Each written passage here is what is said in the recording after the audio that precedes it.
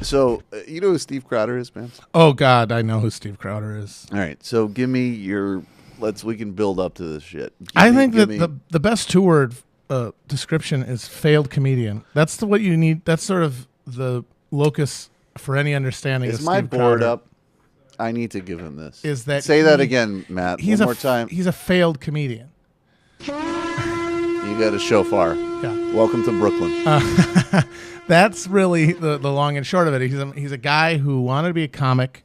He was one of the voice actors on Arthur, the kids show. Yep. He Have played you ever the seen Brain, one of the more annoying characters. I never watched it. Have you ever? I haven't watched Arthur, but did you ever see the Arthur patois memes? No, I just saw the fist. Yeah, but it's a fist, but it's like where my patty. And then there's also like vulgar Arthur. Yeah. And I shouldn't repeat those. No. I'm just catching myself in mid. It's frankly disturbing what people would do with wholesome children's entertainment. You know, it actually legitimately is, because unlike, Bill Frist, we're not like animal killers. We have a sense of decorum and decency. Though that's for the children. We don't want to ruin it. That's exactly right. But so he's basically, and then after that, or I guess at the same time, he wanted to be a comedian. And he's awful. He's not funny in any way. But he discovered that the barrier for entry and the quality, sort of the expectation of quality for conservative comedians is much lower than for comedians writ large, because it's a narrower pool of talent, it's a more specific audience, and they're really there. They're there ready to laugh because they want to laugh at the libs. So it's really kind of shooting fish in a barrel to get them to laugh. And it's like, hey, ladies are going into guys' rooms. Am I right? Mm-hmm. Hey, Colin Kaepernick, folks, how about play the game? Right. The great irony of this is that, I mean, it's sort of like all of the things with these people. It's like, in order to have some modicum of like success, which is what I basically like, the just ability to do this, any type of work like this from like a left perspective and being like commentary or entertainment or whatever, actually does require something. I don't want to self-claim talent or anything, but there isn't just a endless pool of like old sociopath money raiding around for us. Like, oh, you're a young man who does comedy. You want to go on YouTube and explain why Puerto Ricans shouldn't have health care? Here's $10 million. That is the path if you're a Republican, quote unquote, comedian. Yeah. Whereas like people like us, ironically, actually have to like muscle our way into the free market. Yeah. Way more than, like a Crowder. It's kind of funny because guys like him rail against the liberal media, but the liberal media, to the degree that it exists in terms of entertainment broadly as opposed to news. Right. And I think that I don't think you can argue that that's not the case. I mean, all the people on late night basically are all hashtag resistance people. As a result of that, as you say. Well, no, Fallon's he's a non-combatant. Like, whoa, that's a little edgy. Yeah. Don't call a kid in a wheelchair a retard loser. Hey, man, I don't take sides on this stuff. Yeah. But because of that, the competition's more, and you have to sort of get by on your merits. It's such a smaller pool that guys like him, they should really thank their lucky stars, because if it was more of a conservative, mainstream comedic pool, he would never have gotten anywhere. And I mean, he barely has gotten anywhere as it is. Well, he's gotten to YouTube, and this is a good. So we're gonna work, and this is gonna be in a sort of run up and a crescendo in a pyramid segment. Matt, on a while ago on Majority Report, I said that Robbie Mook should be locked in a pyramid, and people started tweeting at me like, "Who else should be?" And so that has become a segment on this show where we put on some good culturally appropriated Egyptian music and lock people in a pyramid. So that is going to, But this guy is so rich. No, we don't need to do it yet. That he's such a just synergy of everything that's wrong that we're going to take some time on this. Is this him? This is him, I believe. Oh, that's him. Is this? Oh, that's him. Oh, I know. Is this the Kaepernick one, or is this the? This is the Okay, this is Steven Crowder, who, by the way, if you go to his YouTube channel, and this is the other thing that's amazing, modern right-wing punditry makes you fucking, on some sick level, have a respect for a guy like Rush Limbaugh, because Rush Limbaugh learned his trade. Like, you got to go and you got to make up a lie about like labor unions or the minimum wage or something, and then you go and you make up a fake statistic, and then you kind of like riff on that lie, right?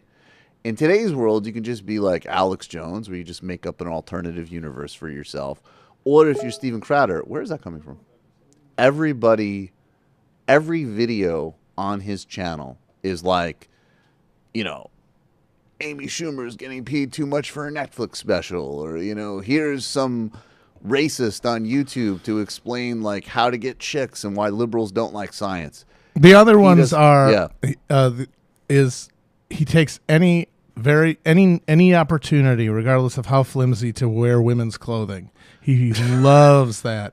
He does this thing where he'll dress up like a woman to go at the bathroom at a Planet Fitness or something, or he'll just run around in a sundress with his penis out. Right. So he's like one of these like really, really trans and homophobic guys. Yeah, this is what to be like singularly obsessed. That's one of my favorite things. To I follow him on Twitter, and I'll just put like dumbass comments on whenever he tweets something, and that's one of my favorite things. Say, hey, can you dress up in drag? I really love that shit. Well, he does too. He clearly really loves it. He's never freer or happier than when he was dressed up like that. Right. We can all. Well, at one time, I remember I was talking with Max Blumenthal many years ago. And we basically just said like all political divisions just come down to like, can we like which side is more chill about people's sexual and dressing proclivities, which has some truth to it. And so here's Steve Crowder, who all he does is wear dresses and culture war, complaining about Kaepernick. And of course, now let's always, if you're joining Kaepernick because #resistance fuck you, Kaepernick started this because of systemic murder of black people. I just always like to note that. But let's get to Steve Crowder with some brilliant insight on why everything is political. ESPN, Variety, GQ, Esquire, we've talked about this. It is the politicization of everything while acting as though it's not. You want proof? Let me give you proof. CNN, I actually read this weekend. They have, I don't know if you call it like a column. It's something that happens every single weekend. Yep. And it's called What Happened This Week in Anything But Politics. So it's called In Anything But Politics. And they make sure to even under the header to say, what happened that's not political. In Anything But Politics is what it's called. What was the first thing they listed? Politics, diversity at the Emmys. This isn't anything but politics. And the left, and you see this is what they say, right? It's not political, kneeling at the national anthem. Yes, it is. Diversity at the Emmys. Well, what? Don't you support diversity at the Emmys? No, I support people running the best shows getting awards at the Emmys. So what they do is they try and separate. That's politics, right? This is micro politics. This is congressional. This is 42nd district. This is Bill 402. And this is just a social movement. What, are you against the social movement for change? It's all politics. The left has turned everything into politics, and people are sick of it. Wow. Okay.